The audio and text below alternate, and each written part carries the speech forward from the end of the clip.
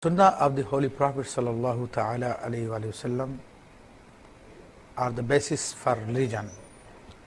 Allah Almighty has ordered us, Ma atakum rasulu fakhuduhu wa ma nahakum anhu fantahu. Yes. Whatever the Prophet Muhammad sallallahu ta'ala sallam gives you, take it. Yes. And whatever he denies, leave it. Okay, it means whatever Prophet instructs, Yeah. it is obligatory upon you to accept it. Yeah. And whatever he forbids, you are supposed to avoid it. Yeah. This is the instruction of Allah. This is the instruction of Allah. Right. And this includes the Sunnah of the Prophet sallallahu ta'ala Of course, sallam. of course. Because the Prophet ﷺ has given us many things, as well as Allah Almighty has mentioned in the Holy Quran, قُلْ إِن كُنْتُمْ تُحِبُّونَ اللَّهَ فَاتَّبِعُونِ. O people, O Prophet Muhammad ﷺ, say to the people, if you love Allah Almighty, Yes. then follow me.